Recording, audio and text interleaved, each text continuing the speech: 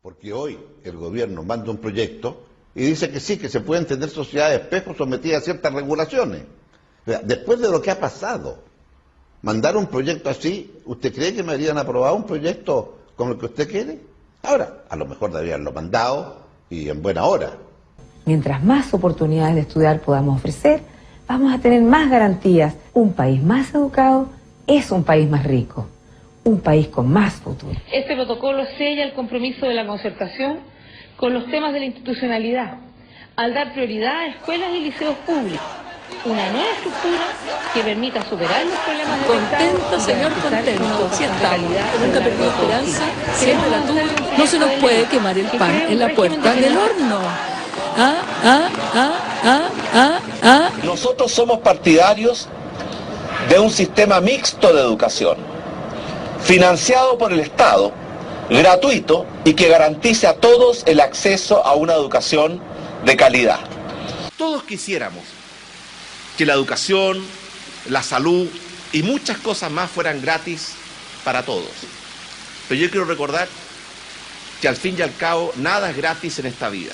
De universidades en el ámbito privado que tienen fines de lucro, que se lucran, lo cual es absolutamente legítimo, absolutamente legítimo.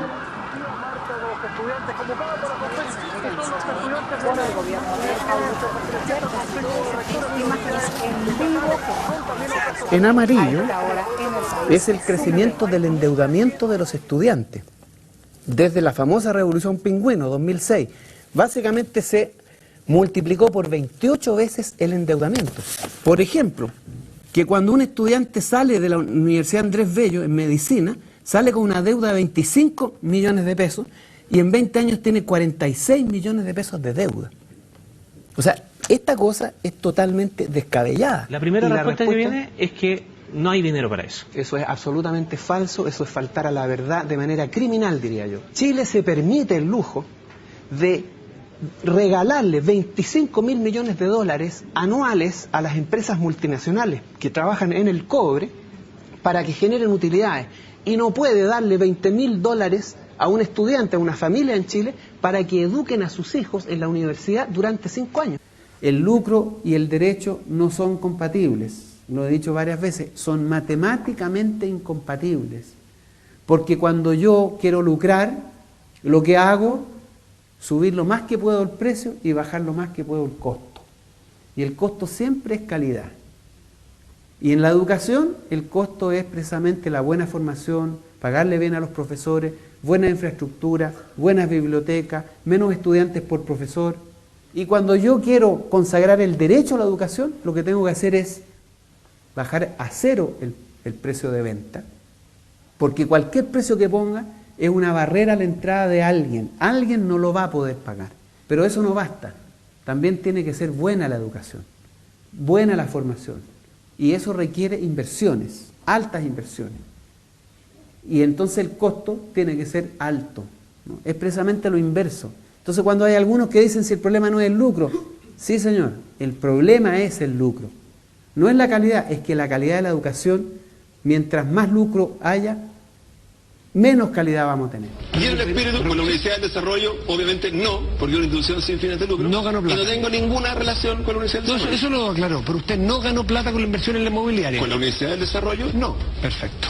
No queremos comisiones que al final no lleguen a nada. Señor Joaquín Lavín, los estudiantes de Chile, en pos de la educación pública, exigimos su renuncia. Como una postal del clima que reina en torno del Palacio de la Moneda, funcionarios de la Moneda. Nos duele el alejamiento del ministro de Educación, Felipe Bulnes. Acusación, 20 votos a favor, 18 votos en contra.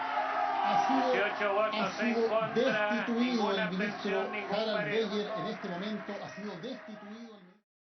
Yo quiero recordar que cuando asumió Patricio Aylwin, cuando se fue Pinochet y asumió Patricio Aylwin, comenzó la concertación, la producción de cobre estatal era del 70% versus el 30% de la producción privada. Cuando se fue Bachelet, es decir, cuando terminó la concertación en el gobierno, era exactamente al revés. 30% de producción estatal, 70% de producción privada. Se habían invertido los papeles totalmente y por lo tanto hubo un proceso de privatización de las minerías. En Chile se permite pasarle 9.000 millones de dólares, además con un crédito japonés. ¿Y por qué no usamos los recursos que tiene el Estado de Chile puestos en bonos del Tesoro norteamericano que son absolutamente riesgosos? Entonces nos estamos endeudando, no estamos usando el capital, nadie entiende esta operación. Ahora, ¿por qué Chile paga esto?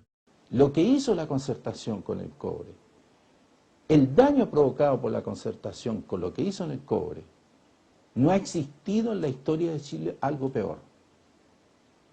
Pueden ustedes recorrer ni siquiera la pérdida del salitre. Es tan grave como lo que se perdió en estos 20 años con las políticas de la concertación. Durante la época de Allende el capital extranjero controlaba como el 12% de la economía chilena. Hoy día controla más del 80%. Y en esa época hablábamos de imperialismo y ahora nada. Entonces, en ese sentido la concertación ha hecho un trabajito siniestro, ¿no? Que es conseguir que este modelo neoliberal, que ha desnacionalizado la economía en gran medida, se haya mantenido sobre pretexto que es democracia, ¿verdad? Y ha legitimado un modelo que nació ilegítimo. Entonces, si Salvador Allende resucitara y tuviera nuevamente la peregrina idea de nacionalizar el cobre, según el Código de Minería del señor José Piñera, habría que pagarle a los dueños de las minas, a los dueños de a las multinacionales, el valor presente, o sea, el valor hoy día del flujo futuro de todas las utilidades que ganaría con la explotación del mineral hasta la extinción del mineral. ¿Saben cuántos años tiene eso? 30 años. Y ustedes recién lo vienen sabiendo. Pero a nosotros eso no nos importa porque lo vamos a hacer igual. Y lo vamos a hacer igual porque da lo mismo que nos lleven al CIADE, a las Cortes Mundiales de Derechos de los Inversionistas, y nos amenacen con todas las penas del infierno, lo vamos a hacer igual, ¿no? Porque lo hicieron en Bolivia, y los llevaron al CIADE también, y después tuvieron que desistirse. La Corte de Apelaciones de Copiapó de la resolución suspender las faenas que permitió a Lama para acoger la orden de Metro Bar presentada por José Aguirre. Dejar a sequía en la quinta región. Otros dicen los embalses están, dicen otros en el 30%, otros 31,7%. El otro día tuvieron una persona porque estaban exportando 5 toneladas de hielo de no es para atacar directamente a Carabineros, nosotros tenemos nada de la sequía, pero sí tenemos que llamar la atención a la ciudadanía de la irregularidad de un negocio y la tenemos para que sigo tengo contaminada. Un montón de material sobre el... Bueno, respecto del agua hay que terminar con esa monstruosidad que es el Código de Agua, ¿no? Un invento para arear de la dictadura, ¿no? Un invento para el negocio, un invento para el lucro. Convirtieron el agua en un bien de mercado. Hoy día en Chile, a las puertas de Santiago, hay gente que hace sus necesidades en bolsas de plástico, no sé si ustedes sabían eso, que no tienen agua, no disponen de agua, pero las productoras de palta sí tienen agua.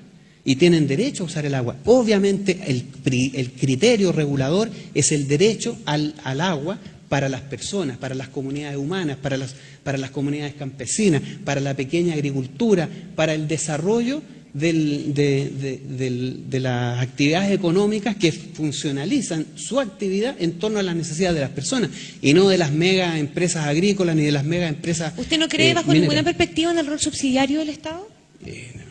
No, de ninguna manera. Me parece que ese es el gran invento, mefistofélico invento neoliberal, que me parece que debe ser erradicado de la faz de la tierra. Es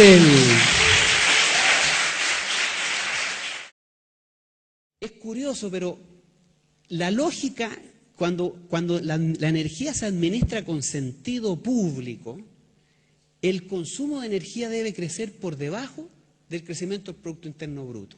¿Qué pasa en Chile? Al revés, ¿no? ¿Por qué? Porque aquí lo que se trata es de vender energía, producir energía.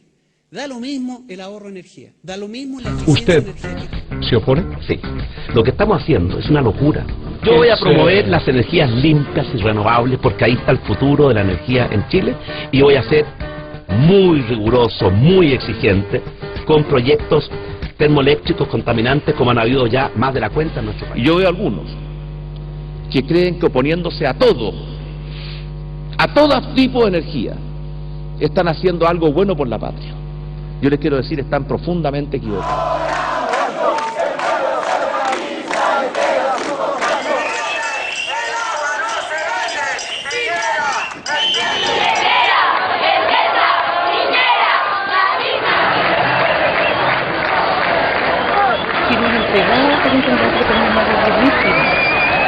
Esta es la tercera entrega y hasta la fecha el intendente... Esto es profundamente antidemocrático. Lo ocurrido ayer, la decisión tomada ayer es antidemocrática.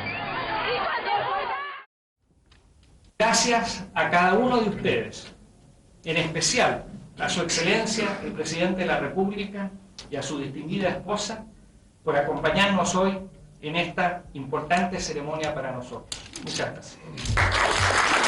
Y así especialmente damos por inaugurada nuestra nueva casa. Las palabras de un consejero del Banco Central que revelaron que más del 60% de los afiliados a AFP obtendrán como pensión apenas 150.000 pesos al momento de jubilar, desataron la polémica. La Polar entonces ha obtenido, ni más ni menos, que el respaldo o incluso la garantía del Ejecutivo de que no quebrará. Harto premio para quienes lo han hecho tan mal. Nosotros hemos venido sosteniendo sistemáticamente que este es un sistema que colapsó, está en bancarrota, no hay ninguna posibilidad de hacer transformación en un sistema que por su naturaleza no responde a los regímenes de previsión. Fue un robo abierto, yo he cotizado más de 30 años y voy a sacar una porquería de plata, Ni siquiera el 30% de lo que yo ganaba. Es crudo, es penca, porque yo me siento todavía a punto de jubilar, me quedan 2 años para jubilar y veo que lo que trabajé, ahora voy a sacar una porquería, no voy a vivir con lo que voy a recibir mensualmente, no voy a poder vivir. Este sistema no ha funcionado como esperábamos. Ese más o menos el diagnóstico, ¿o no? Patricio, no, cuando nosotros comparamos distintos sistemas, esta es la mejor máquina de convertir cotizaciones en buenas pensiones. Y voy a sacar una porquería de plata, no voy a poder vivir. Si no pierdes nada y puedes ganar algo. Un fondo más o menos de 40, 50 millones de pesos, eso te va a dar una pensión más o menos de 300.000 pesos, en el mejor de los casos. Si tú tomas esos 50 millones y te compras 2 departamentos en el centro de Santiago de 25 millones, te van a dar por lo menos 200 cada uno, son 400. Y vas a tener una pensión asegurada y permanente y más de encima por vida, la propiedad, digamos. Y más encima la propiedad que se la va a dejar a tu hijo. El sistema no sirve para nada. Llevan 32 años lucrando. Todos los años aumentan sus utilidades, 30. El año pasado fue un 40%. 40% de aumento de las utilidades. Y las mismas AFP le dicen a usted que el 60% de los trabajadores va a jubilar con una pensión inferior a los 100.000 pesos. ¿Qué es lo que es el sistema AFP? Un mecanismo de producción de pobreza. Porque piensen ustedes, 70% de 8 millones de trabajadores son 5.600.000 personas que van a salir a la calle con menos de 100.000 pesos de pensión. ¿Y a usted le parece que eso es para discutir cuál es la solución que tenemos que ver?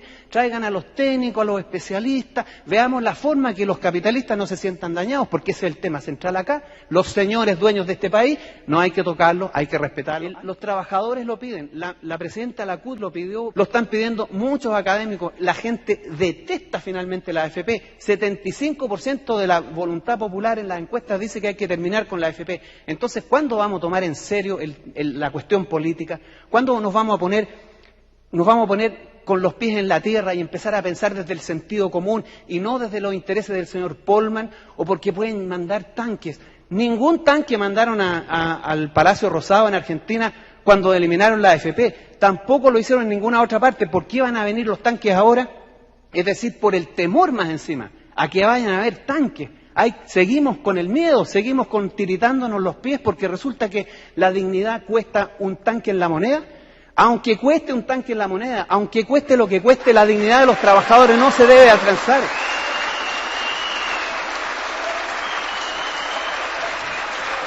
Si hay algo que yo detesto es la cobardía política. Si hay algo que falta en Chile es valentía moral para enfrentar la indignidad con que han han estado los trabajadores. Está bueno ya. Chile tiene que ser capaz de tener la voluntad de construir un proyecto político que termine con este nicho de negocios que es Chile, porque no es más que un nicho de negocios, y construyamos una sociedad de derechos, como está instalada en prácticamente el resto del mundo, menos en Chile. Muchas gracias.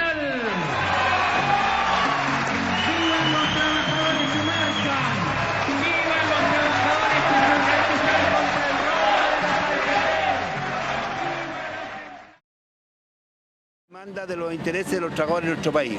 Primero, un sistema de pensiones que nunca hemos estado de acuerdo, producto que fue impuesto en un sistema dictatorial, por lo tanto queremos un sistema de pensiones que nosotros podamos optar. Tenemos un problema del Código del Trabajo. Queremos negociación colectiva para todos los trabajadores para poder poner en equilibrio entre el sector empresarial y el mundo del trabajo. Y también poder ser mucho más equitativo en la repartición de la riqueza, o sea, es la única forma de poner equidad. Había una reunión, pero fíjense cuando pasa el presidente, ¿qué les dice? Sí, sé que me han enviado una carta, la voy a leer con mucha atención, el intendente se la va a recibir. Bueno, con esa prepotencia, a pesar de que habían confirmado el encuentro con el mandatario, Piñera los dejó plantados. En términos concretos y de legislación comparada, Chile tiene hoy día una negociación colectiva circunscrita al espacio de la empresa, derecho a huelga donde se puede reemplazar a los trabajadores, búscame otro lugar en el mundo donde exista eso. Superior. Y porque incorpora los 3 desafíos de nuestra educación: calidad, acceso y financiamiento. Sobre esta reforma se había hablado mucho.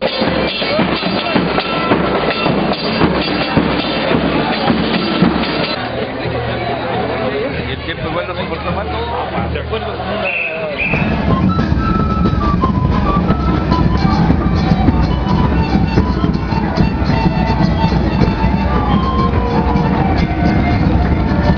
Hoy día usted marchó, fue invitado hasta el hemiciclo, al discurso. ¿No ingresó al Congreso? ¿Prefirió quedarse en las calles en Valparaíso? Así es. Bueno, porque nosotros lo hemos dicho. Este proyecto nace ahí. Nosotros no representamos, somos parte de ese movimiento. Ese es nuestro lugar natural. ¿Qué le gustó, qué no le gustó de la cuenta pública del presidente Piñera? Bueno, mira, cuando él te dice, mira, $20.000 per cápita, lo presenta como un éxito, cuando debería presentarlo como un fracaso. El 99% de los chilenos tiene un ingreso per cápita de $720. Un 1% tiene un ingreso per cápita de $31.000. Y el 0,1% más rico de $170.000. ¿Cómo va a ser un éxito que te digan que el ingreso per cápita en Chile es $20.000? Que el país crece al 5,6%, está entre los 10 países más ricos. Cuando Chile crece, crece Angelini, crece Luxic, crece Mate, pero los trabajadores no crecen. Cuando tú tienes que el 60% del ingreso promedio de una familia es de un banco, cuando 9 de 10 chilenos no terminan el mes con sus ingresos, cuando la mitad de los trabajadores gana menos de 220.000 pesos, cuando el 60% de los que se va a jubilar va a terminar con una pensión inferior a los 100.000 pesos, cuando ni siquiera los que están en la ISAPRE pueden tener asegurada la salud, entonces en materia social no estamos precisamente muy bollantes. Porque el problema del salario mínimo es absolutamente viciado. El salario mínimo en Chile no te alcanza ni siquiera para la línea de pobreza. Tú sabes que la línea de pobreza está en 64.000 pesos. Claro, por persona. 4 personas que dependan del salario mínimo no llegan ni a la línea de pobreza. Entonces uno tiene que preguntarse, a ver, ¿qué economía es esta? Porque resulta que si los salarios entonces no permiten pagar ni siquiera el salario de pobreza, entonces esta economía está muy mal. El 80% de las familias viven endeudadas. O sea, quiere decir que el 8 de 10 familias no llegan a fin de mes con sus ingresos. Entonces uno se pregunta, pero a ver, que alguien me explique este absurdo de la economía más descollante de América Latina, que tiene a sus trabajadores viviendo en esas condiciones y no puede subir el salario mínimo. Lo que hay que tener presente acá es que el salario es una relación política, no es una relación técnica. Es decir, es el resultado de una disputa entre el trabajo y el capital, por cómo se reparte el ingreso que genera capital y trabajo.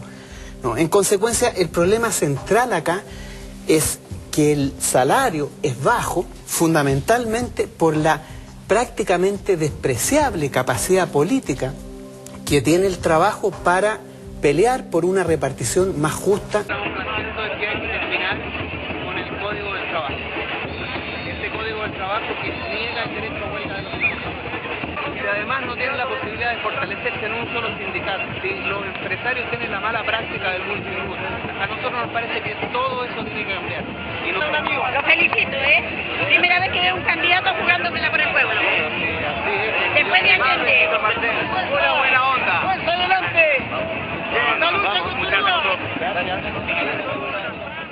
Y hoy día decimos con orgullo que Chile está probablemente dentro de los 5 países que más crecen en el mundo. Vivimos en nuestro país una concentración económica brutal. Unas pocas familias, 12, 13, 14, algunas empresas extranjeras se han adueñado absolutamente de la economía nacional. Ya no es necesario hablar del 10% más rico y el 10% más pobre y si se estrecha o no la brecha. No, hay que hablar del 1%. ¿Con la complicidad de la clase política? Sí, con la complicidad de la clase política. En algunos casos, por razones de conveniencia, porque son ellos los que financian la política. Vienen campañas. ¿Cómo cree usted que se financian las campañas? Desde las presidenciales para abajo, todas. 34% de todo el ingreso generado anualmente en Chile es el endeudamiento de los chilenos. Y representa la deuda promedio de las personas un 62% del ingreso promedio. O sea, este país vive para la banca, vive para trabajar y para que ese ingreso se entregue a la banca. Y esto va creciendo, creciendo, creciendo. El crédito con aval del Estado es un fiasco, ya lo demostró el Banco Mundial, porque es ineficiente, pone al Estado de rodillas ante la banca, ¿ya?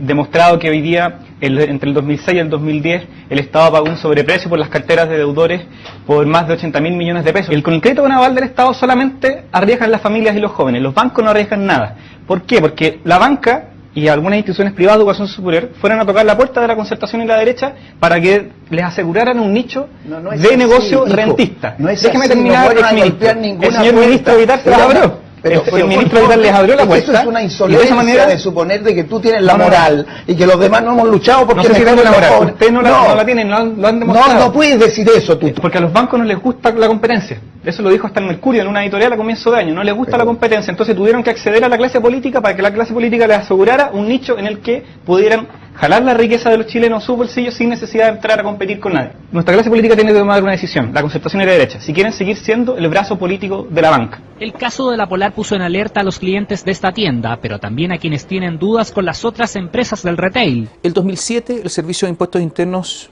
hizo condonaciones por 13.000 millones de pesos y el 2011 rompió todos los récords, 77.000 millones de pesos. Pero lo más grotesco es que esos 77.000 millones de pesos están concentrados en un cliente, Johnson. Horst Paulmann hizo un tremendo negocio con Johnson. ¿Sabe cuánto pagaron al final o no? O sea, les perdonaron 59.000 millones de pesos, pagaron 4.000. ¿Sabe cuánto le condonaron de multas e intereses? El 99%.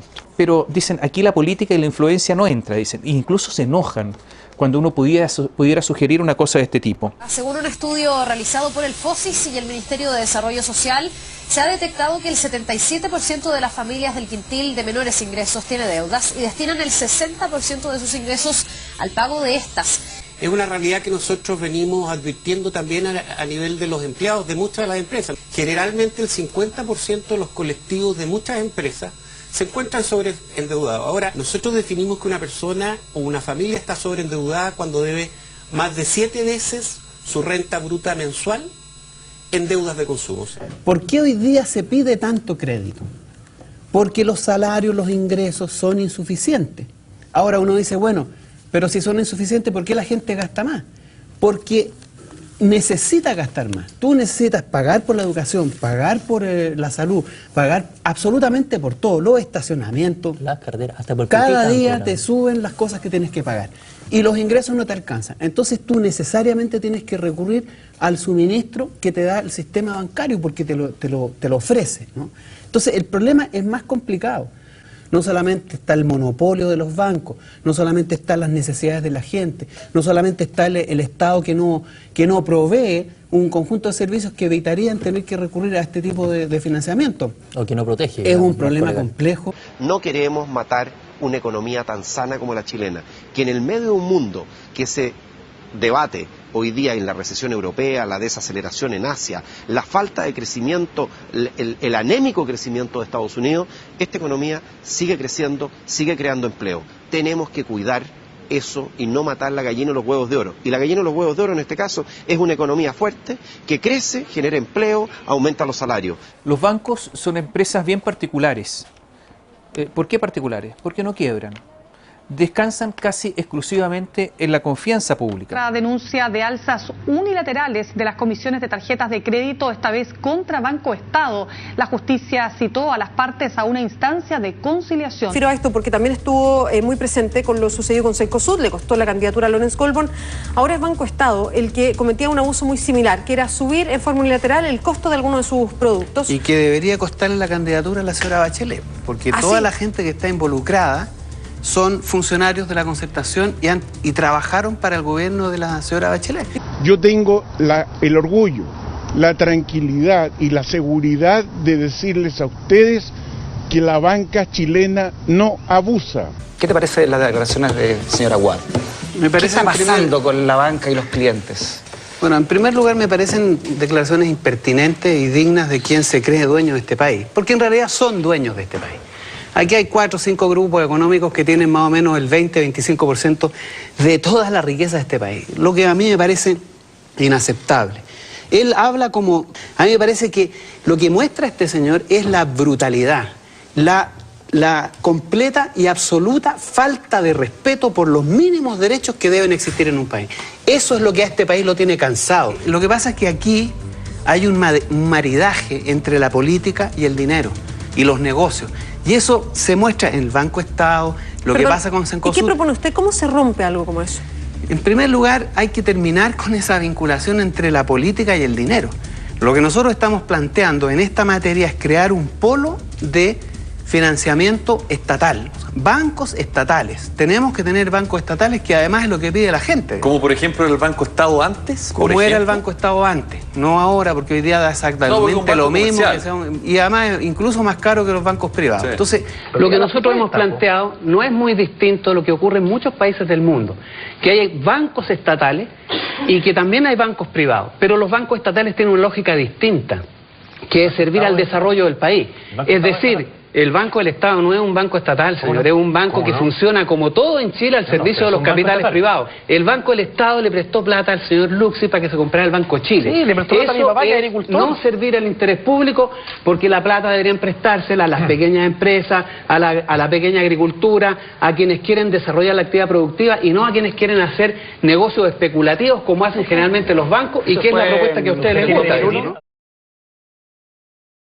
Es la subjetividad de, por ejemplo, figuras como José Martí, que dijeron que mi patria es América. Yo me siento profundamente boliviano, uruguayo, argentino. Un estado superior para nuestros pueblos pasa por la integración política, económica y social de América Latina. Por lo tanto, me parece que nosotros tenemos que escuchar la demanda boliviana, atenderla, saber en qué contexto, porque no se sabe, ¿no? Aquí se dicen cosas muy por decirlas, digamos. ¿Cómo fue el acuerdo de 1904? ¿Cómo se pactó eso? ¿En qué condiciones políticas?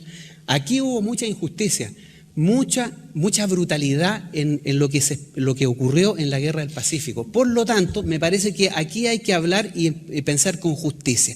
Una vez hecha esa discusión, teniendo presente esta vocación latinoamericanista, hay que discutir una salida del mar para Bolivia. Pero yo no la voy a dar, porque creo que no me corresponde, creo que tiene que ser una decisión soberana del pueblo de Chile.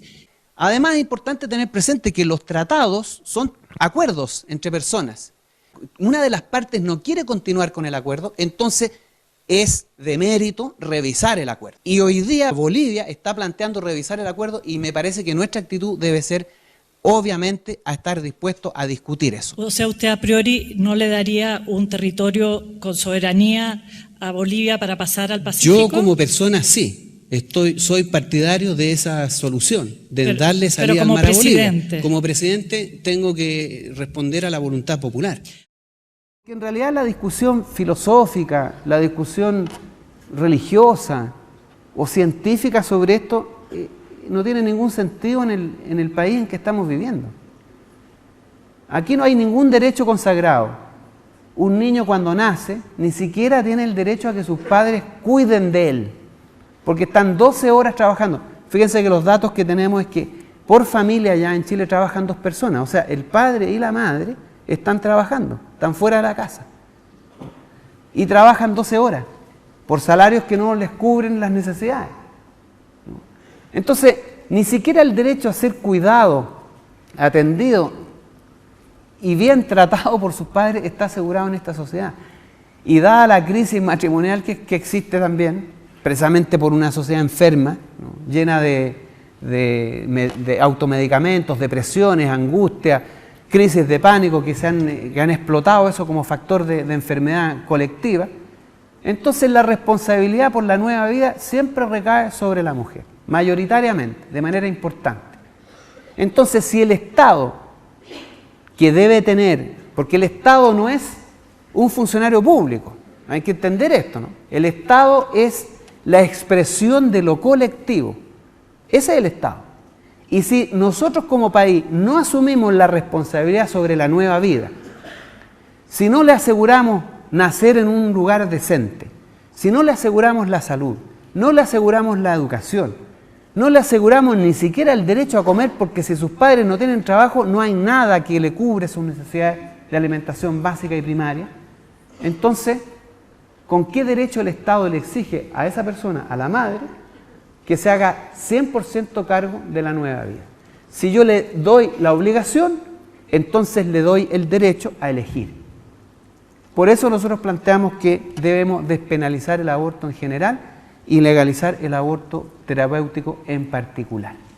Y cuando esta sociedad sea más responsable, cuando efectivamente seamos una sociedad de derechos, ahí empecemos esa discusión filosófica, ética, moral, religiosa, que en esta circunstancia no tiene ningún sentido, porque finalmente, si no nos hacemos cargo de la vida, porque la vida no es solo responsabilidad del padre y de la madre, todos somos responsables colectivamente de la nueva vida.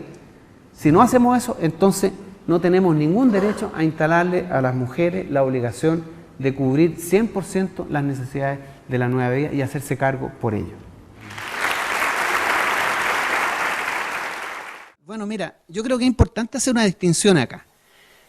Esto del matrimonio no es solamente la cama, por si acaso, ¿eh? Las relaciones amorosas incluyen el sexo, el afecto, el cariño, el acompañarse, el tratarse bien. En eso el Estado no tiene nada que meterse. Pero lo que sí tiene que hacer el Estado es regular los derechos de las personas. El matrimonio legal es una sociedad. El Estado tiene el deber de regular y de resguardar los derechos de las personas que están involucradas ahí. Por lo tanto, nosotros tenemos que avanzar progresivamente a que esos derechos de todos, heterosexuales y otros géneros sexuales, también sean considerados. O sea, yo no sé si sea necesario explicar mucho eso, pero a mí me parece que no es un hecho grave, no está demostrado que sea nocivo para la salud humana, incluso tiene beneficios terapéuticos. Entonces hay que despenalizar, a mi juicio, el consumo de la cannabis que se hace privado, independiente. Y obviamente a mí me parece que para uso medicinal eso tiene que estar arreglado y permitido y administrado, obviamente, con la regulación que el Estado debe tener sobre ese tipo de prácticas. El régimen militar fue el que propició llegar a la democracia y el que lo logró. Y terminó el régimen militar y empezó la democracia. Recibieron el poder del general Pinochet en el día y a la hora señalada. Ni un día antes, ni un día después. Y lo recibieron dentro de la Constitución que nosotros elaboramos. El presidente Pinochet efectuó el juramento ante un crucifijo y un ejemplar manuscrito de la nueva Constitución. Hoy el pueblo de Chile ha demostrado el deseo de continuar con el gobierno militar. tenemos una constitución hace 30 años, redactada por 7 personas, designadas a dedo por una dictadura, refrendada en un sistema, en un plebiscito que no tenía registro electoral y absolutamente fraudulento. ¿Tú crees que esa constitución no es legítima? Esa constitución no representa los intereses de las grandes mayorías. No se genera en lo que se llama la voluntad soberana del pueblo de Chile. Eso es suficiente como para decir que 17 millones de chilenos no pueden estar sometidos a las normas que se hicieron hace 30 años y de esa manera. Lo primero que hay que hacer es convocar a una asamblea constituyente. Para eso, obviamente, como esta constitución es tan democrática y permite llamar a una asamblea constituyente, permite convocar al pueblo originalmente depositario del poder en cualquier democracia, entonces hay que hacer un plebiscito. Pero como tampoco la constitución tan democrática que tenemos en este país lo permite, tiene que ser un plebiscito no vinculante. Entonces vamos a tener que llamar a un plebiscito no vinculante a preguntarle a los chilenos si quieren o no quieren una verdadera constitución democrática, representativa. Hay distintos argumentos de especialistas en derecho constitucional que dicen que sí se podría, otros que no, pero finalmente da lo mismo. Si un 80% de chilenos dice que queremos una nueva constitución sobre la base de una elección popular de una asamblea constituyente, es muy difícil, yo imagino impensable, que los parlamentarios se puedan negar a la voluntad popular. Yo lo imagino impensable. Además, no le vamos a hacer la tarea fácil para que se nieguen a ello. Y ahí es donde vamos a tener que marchar, a que marche por las calles, a que se reúna en sus centros de estudiantes, en sus centros de trabajadores, exigiendo, redactando declaraciones, pidiéndole a las instituciones políticas que pongan en marcha el poder constituyente. No le estamos pidiendo a ustedes, voten por esta candidatura porque después de esto, como dice el mundo será esplendoroso. No va a ser esplendoroso, va a ser difícil. Nos la van a poner difícil.